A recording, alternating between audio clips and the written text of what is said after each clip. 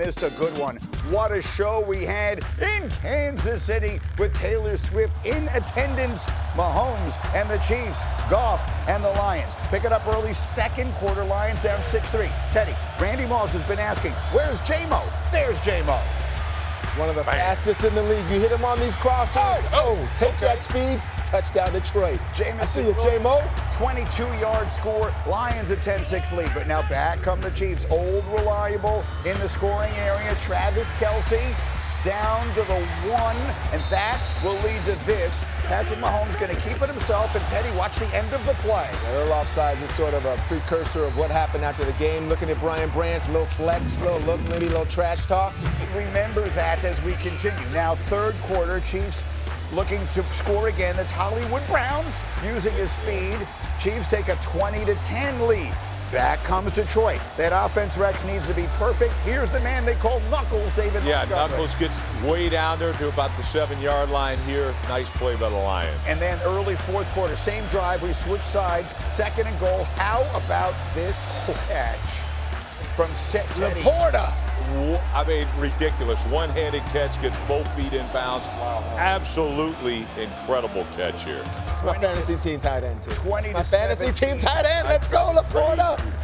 Kansas City's lead is 3. Now we're early fourth quarter, second and 4. Xavier Worthy. Rex, 2 words. Speed kills. It does, Greeny. And that's what it is. I will say this. How about that linebacker tracking him down? Pretty impressive, I think. A few plays later, though, Chiefs on a third and goal. It's Mahomes again. It's Brown again. His second of the night. Brown and Kansas City fired up. They go on to win it 30-17, but the action was just getting started. Here we go after the game. Brian Branch not looking to dap up Patrick Mahomes. Okay, we live with that. Not the end of the world. Patrick moves on. Now Juju Smith-Schuster standing. Oh! D-Wood, what do we see here? Nah, bro. Bro, you had three hours to scrap and fight. You can't do that in the postgame. You just can't do that, especially not during a nationally televised game. It doesn't matter what happened during the game. Any type of illegal blocks you may think, the trash talking, the game's over. It's about sportsmanship after the game. Chiefs win it 30-17. The talk afterwards was all about the postgame. I love Brian Branch, but what he did is inexcusable. And it's not going to be accepted here. It's not what we do. It's not what we're about. Should have never did it. Those charges.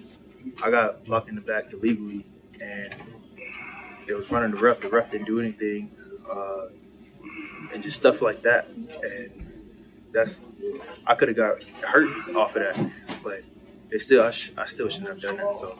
A great player knows that he was in the wrong in that scenario. Adam Schefter with us, as he is every Monday morning. The league will be looking at that one, we have to assume. The league already is looking at it, and they said that determinations on discipline will be made. You remember during the spring, the league made a point of emphasis talking about sportsmanship. That would not seem to be the right sportsmanship that the league is looking for. So there'll be, at the very least, significant fines and very possibly a suspension. As Tedy brought up, Jalen Carter was thrown out of the game for spitting in week 1. The league deemed that to be his suspension.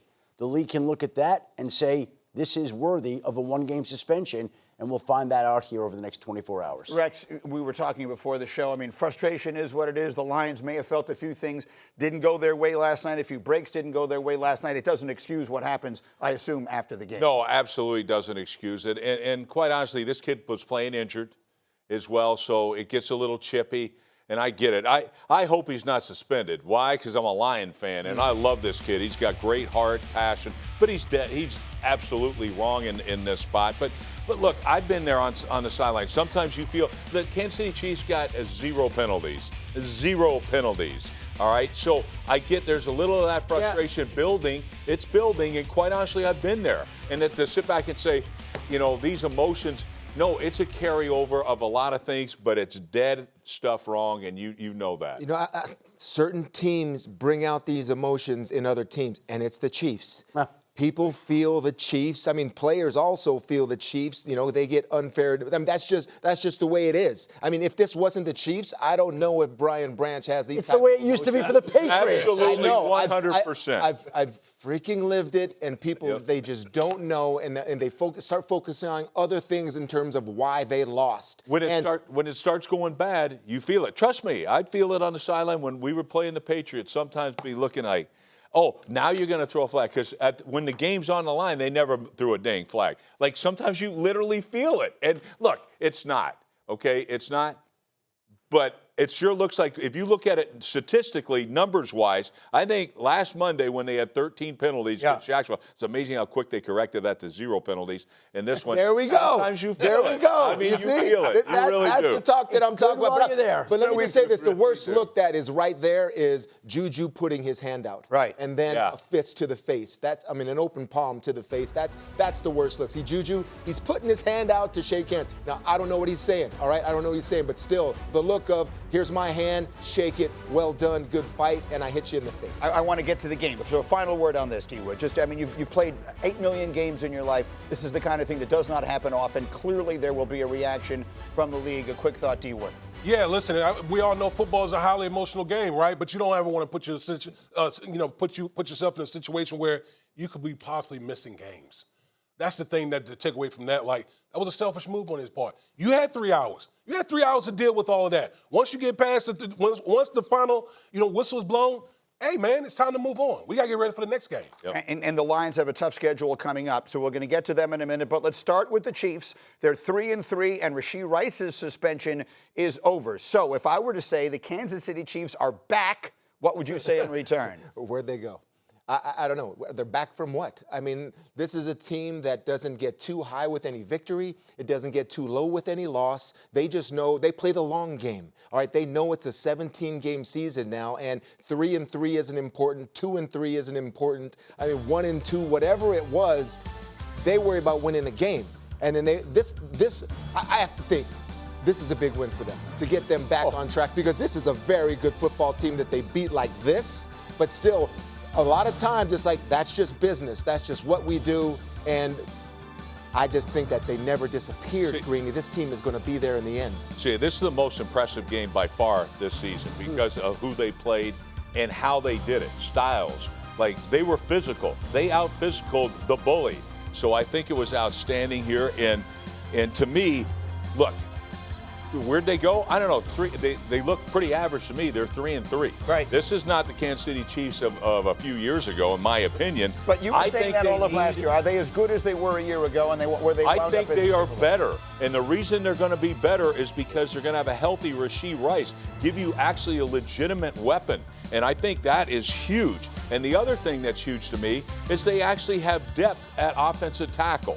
So they had the rookie that was playing well. The kid played the big $30 million contract guy that played last night. Jalen Moore at left tackle. So now they're better. They're better in the offensive line than they've been. And they have a legitimate number 1 receiver. And Patrick Mahomes finally has weapons. So I think they're better that way. I don't think they're as good defensively. But again, we're going to see. No, I'm just saying, listen, we were having in our discussion in the production meeting, who's the team? So you're talking about in the AFC, they're sitting here 3-3.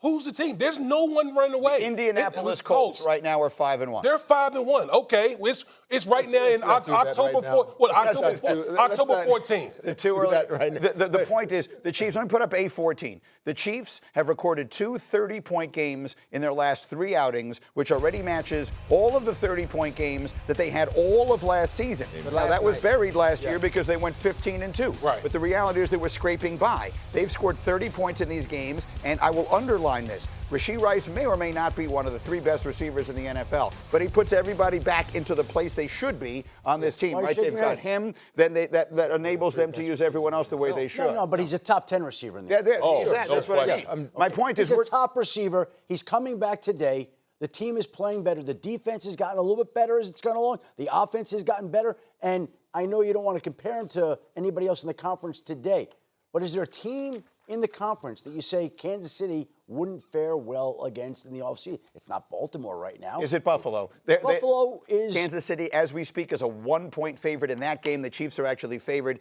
to win all of their remaining games. That's the question on the screen. Right now, D-Wood, the Chiefs have been in 5 of the last 6 Super Bowls.